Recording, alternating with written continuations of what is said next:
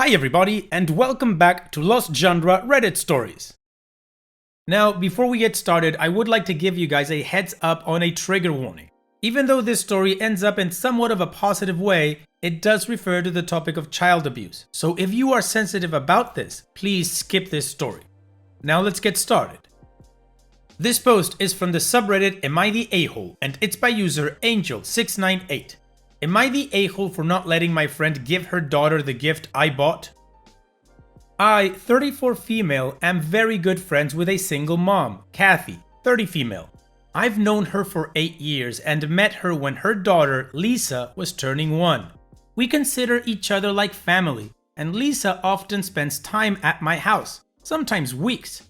We go on outings together, and I've taken Lisa out to parks, etc. with my kids, whether or not her mom could make it. Lisa has been talking about wanting a bike since last year, but Kathy couldn't afford it. Both my kids have bikes, and I think she feels left out when she's here and they go riding. I spoke to my husband and we decided to purchase a bike for Lisa's 9th birthday. I asked Kathy if she was okay with us doing that and she said yes. Last Saturday was Lisa's birthday and she had a party. I decided not to give her the bike at the party because I didn't want to upstage whatever gift Kathy had gotten her. Plus, she was coming to spend 5 weeks at my house and my husband is the one who has to teach her to ride it. So it just made sense to give it to her when she comes to our house, and I just walked with a reloadable gift card for her favorite store and a birthday card. When I got there, Kathy asked me where the bike was. I told her I left it at home and explained my reasoning. She got angry and said she was planning to give Lisa the bike as a gift from her, and she couldn't believe I would rub it in her face that we can give Lisa things that she can't afford. I was very surprised because she never mentioned anything like this, and I specifically asked for permission before buying the bike. If she had said she prefers to do it, then I would have gotten her something else. Kathy had no gift for Lisa, so I gave her the gift card I had and told Lisa her gift from me hadn't arrived in time. Now Kathy is telling me she doesn't want me to give Lisa the bike that I already purchased and that my kids are excited about giving it to their cousin. Am I the a-hole for still wanting to give Lisa the bike? No, OP, you are not the a-hole.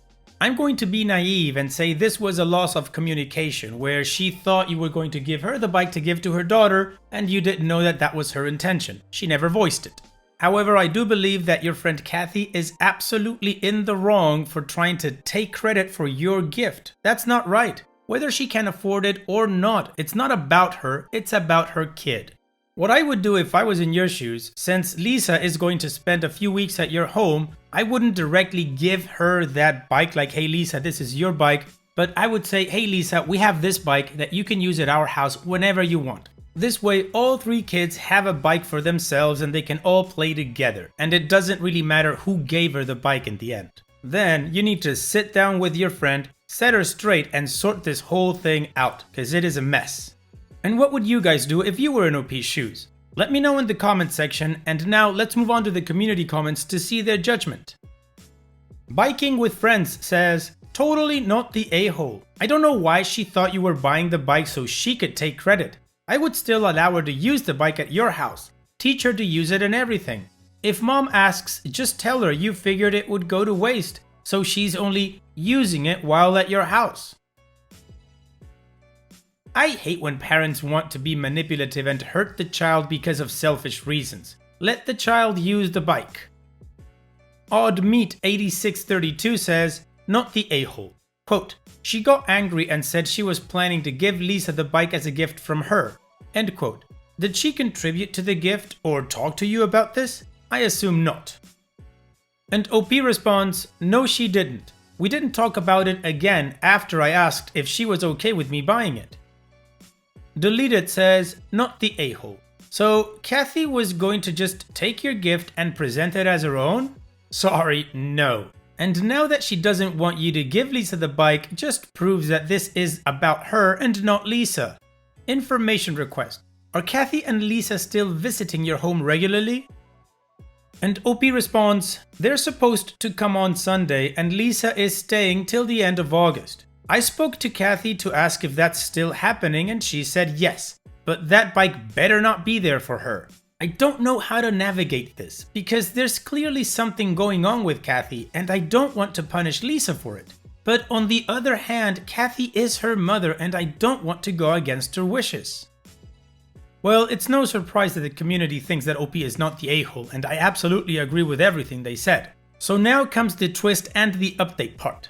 OP gave us 3 different updates in comments and responses. So I'm just gonna read them all together, but I will tell you how long after each of these responses. Let's continue. So I met with Kathy today and basically asked her what is going on.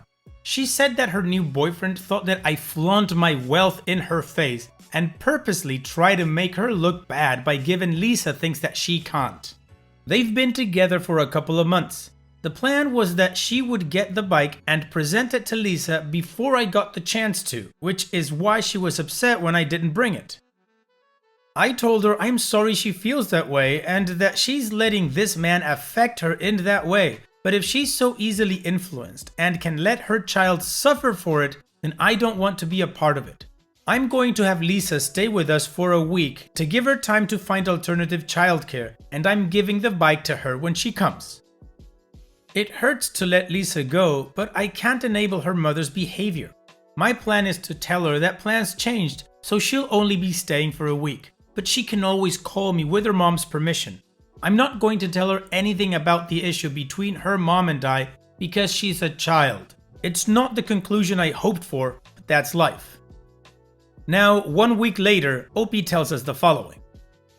I spoke to Lisa on Monday. She said Kathy told her that the boyfriend will be babysitting and Lisa wasn't okay with that because she barely knows him and feels uncomfortable around him. She opened up to me about things she's experienced, like waking up to him watching her sleep, and Kathy just told her she's exaggerating and he's not like that.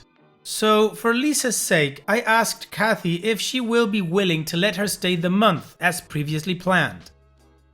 I met the boyfriend when Lisa was dropped off, and he tried to hug and kiss her when she clearly didn't want to, and Kathy told her to stop being rude to him cause he's her stepfather. It was just a very uncomfortable situation, and the interaction is what prompted Lisa to tell me about how she's been feeling at home.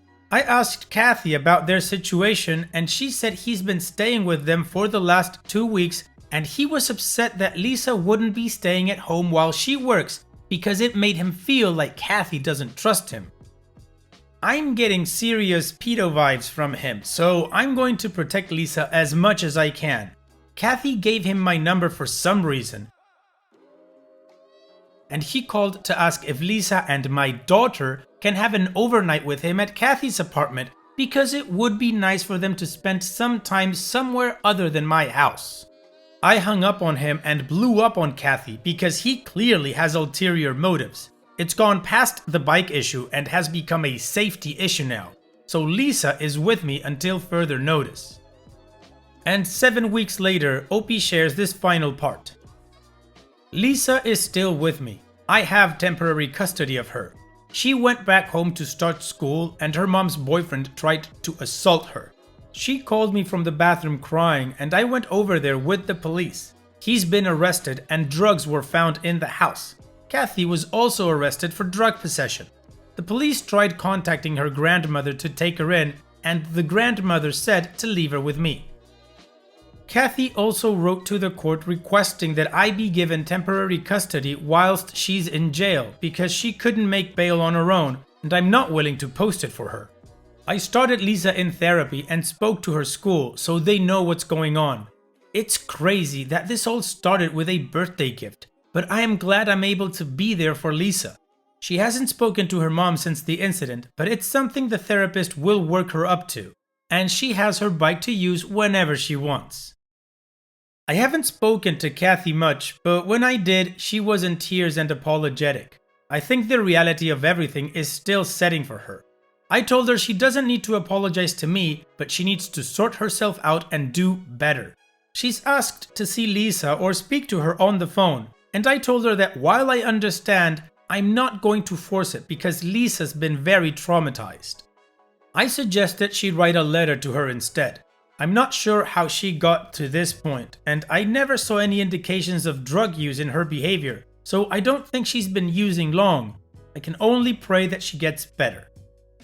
And that's all we know regarding this post. Thankfully, OP was able to help Lisa out and they put that man in jail, and I do hope that he gets what's coming to him in jail and what they do to people like him. I also hope that Kathy straightens herself out for her daughter's sake. So thank you for sharing, OP, and all the best to you, your family, and Lisa.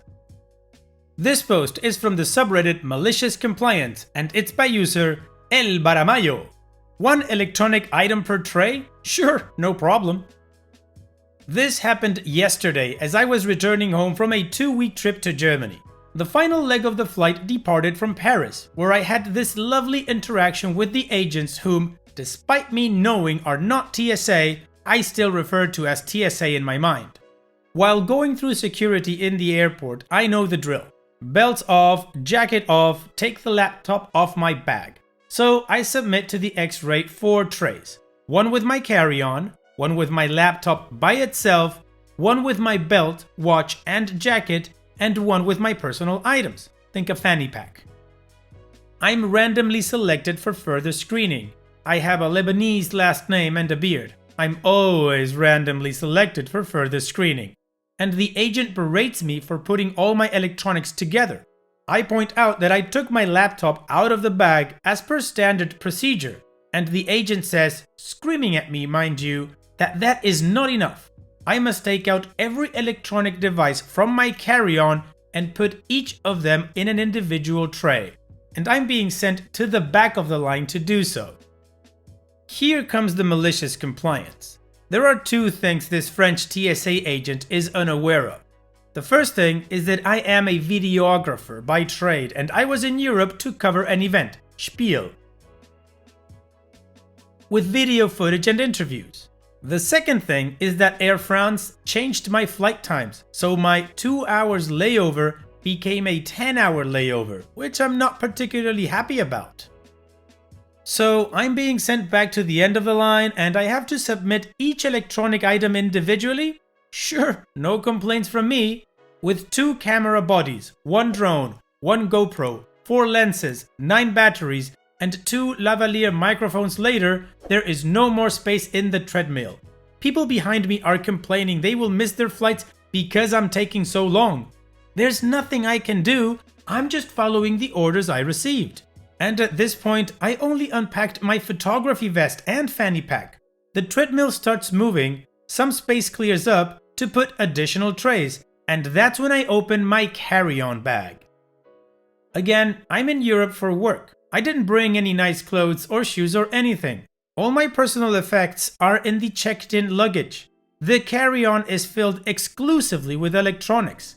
I still have 4 microphones, 2 recorders, lights, additional lenses, battery chargers, video monitors, audio monitors, drone controllers.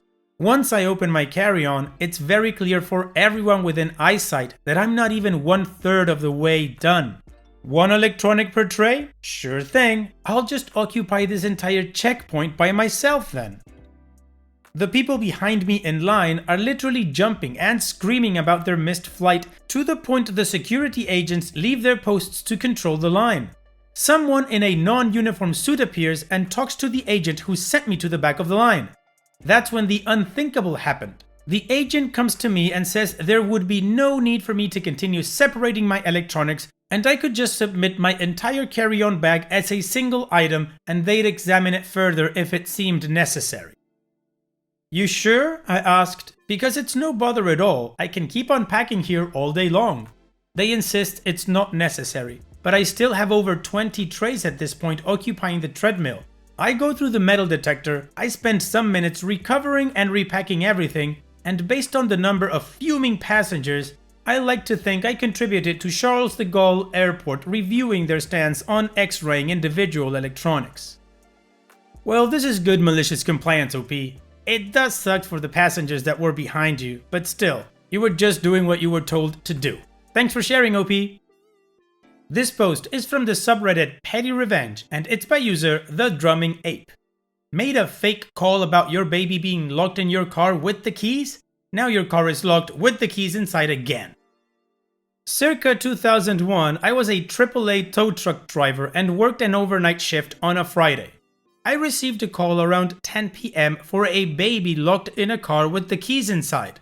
AAA policy is to attend to these types of lockout emergency calls before any other calls that may be waiting. I sped down the highway as fast as my truck could take me and reached the location, which was a local mall. I found the car that was parked in a far corner of the parking alongside another car. There were about half a dozen people hanging around. I jumped out of the truck, identified the owner, and asked him if this was the vehicle. "Yup, sure is." "Okay, great, let me see what I can do," I said as I tried to peer into the windows, which were heavily tinted. I saw a glow coming from the stereo and could somewhat make out a blanket in the back seat, but the tint was so dark it was really tough to make out anything else. "The child is in the back seat?" "Yeah, he's asleep." It took me about a minute to open the passenger's front door.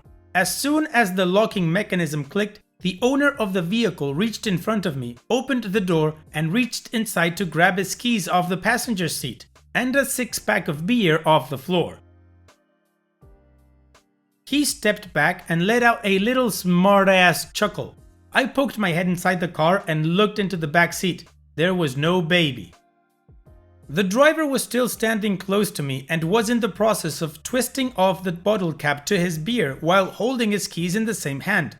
Instinctively, I snatched his keys away from him, tossed them back into the car, pushed the lock button on his doorframe and slammed it shut.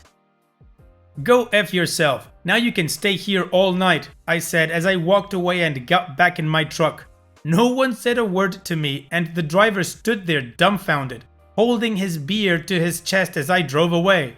I called dispatch and explained what happened, and they made a note not to send any other drivers out to this account for a lockout situation. Boom! Well done, OP. What an idiot. I'd like to use another adjective for that guy, but I can't use it. Anyways, thanks for sharing, OP. And it's that time that we've reached the end of the video. I hope you enjoyed today's stories. I really did enjoy reading them to you. So if you did, then don't be shy and go ahead and give the video a like. And don't forget to subscribe or even share this video with people that you might think will enjoy my storytelling. Also, if you have the time, go down to the video description and check out all the links I have for you, from our Discord community to my channel merch.